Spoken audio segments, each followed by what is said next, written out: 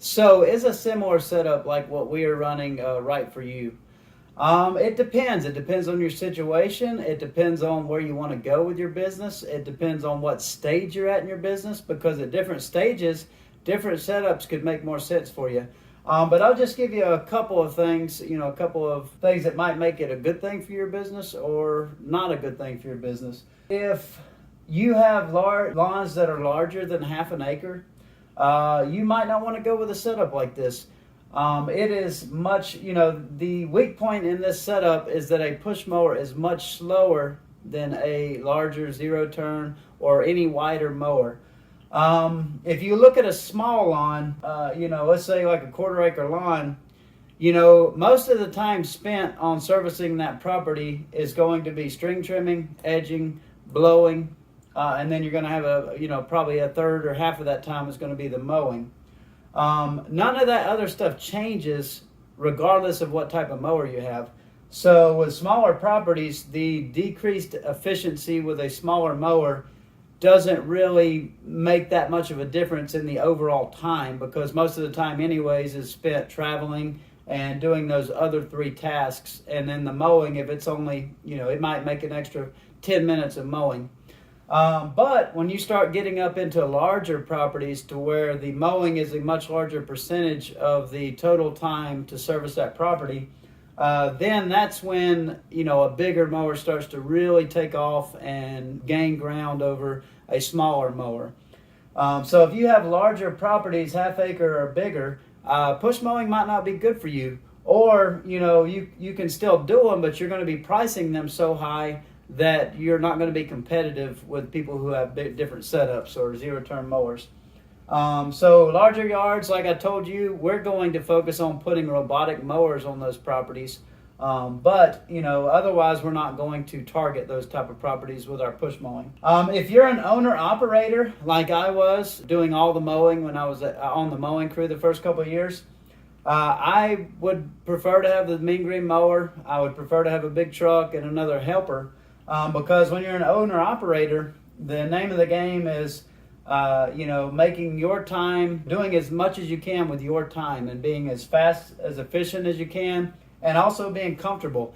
I don't want to go out there and push mow all day. When I was an owner-operator, it's just not as much fun and you're not getting as much done. So if you're currently an owner-operator, you want to drive that nice truck. You want to have that comfortable mower.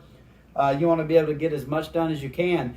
Once you start scaling beyond that, you might kind of change your mindset like I did, and you might, look at the other benefits to why we made a change, and they might make more sense for you. If you're not focused on scaling, if you're focused on being a smaller operation that focuses on higher profitability, focuses on higher pricing with your services, this might not be good for you. That's most businesses, and that's great.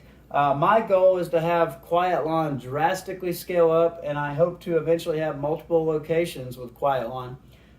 So that's my goal. I want cookie cutter lawns. I want a lot of quantity, and I want to scale up. And this model makes that much easier. You have smaller lawns, a quarter acre or less, gross lot size. You're not currently in the field, or you want to get out of the field and you want to focus on something else, one of your other services, or just, get out of the daily operations of the business, period. You want to simplify mowing, and eliminate some of those headaches and challenges like I stated before in other videos. Or if you're wanting to scale and you want a simple model that's easy to duplicate and scale up, this might be a good fit for you. You're just going to have to make those decisions. You'll have to look at the numbers. And like I said, there's many other setups that you could do that work very well, maybe work better for your conditions. Somebody asked me about bagging clippings on our last video. We don't have to bag clippings in our market. Every market is different. We have a different kind of grass. We have warm season grasses, and they don't grow nearly as vigorously as some that you get up in the north. So we never have to bag. If you have to bag, I would replace the Prius with a small pickup truck so you could put the clippings in the back of the truck, and I would still have a carrier or something on the back of it. the kit, the ramp racks that you can put on the back of your pickup truck. I would have something like that. But for our market, we don't need that. We don't have to bag clippings. But I hope that helps. I hope that kind of gives you an idea why we decided to go the way we did. And I'll keep you guys updated. So far, it's worked out very well. But I'll keep you guys, updated as the year progresses. See if it works out the way that we, the way that we wanted to. But I know I can tell you already, it's much better than what we were doing before. It's much more profitable. It's much less headaches, and we've been very happy thus far. But thanks for watching, and we always appreciate your support. Appreciate any comments, and if you haven't subscribed, please do so and like this video. Thank you very much.